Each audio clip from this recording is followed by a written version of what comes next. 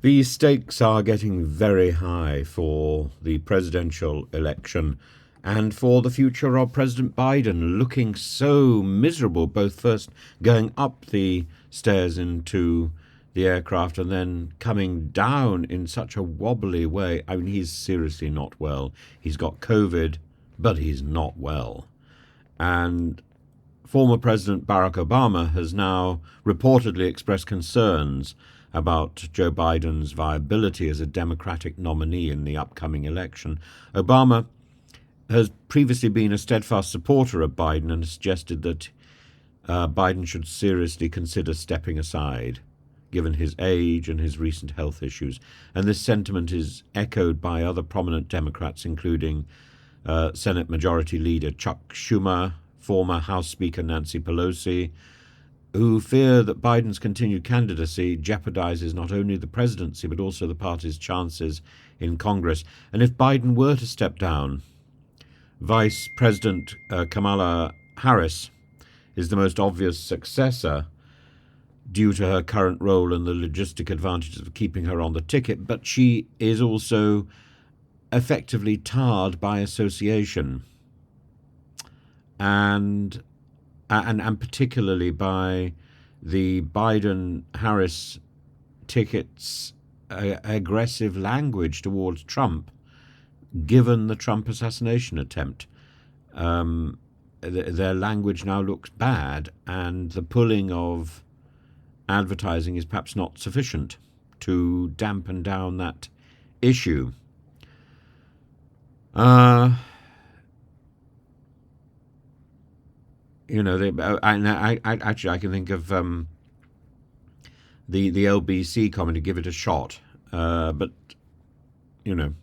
people say things, and they do not intend them to be taken literally. But there are about 4 other people in the lineup with a possibility of having a shot at. There we are. We've had that expression again. Having a shot at being in the race to be president. I think there's only one who is likely to be a possible winner. There's Gavin Newsom, the governor of California, charismatic, strong, with personal connections, oddly, to the Trump family.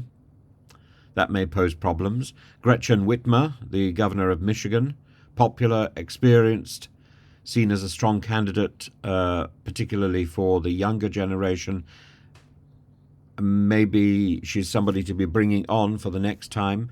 Josh Shapiro, the governor of Pennsylvania, noted for his bipartisan achievements, his resilience in facing political challenges. And then there's Michelle Obama.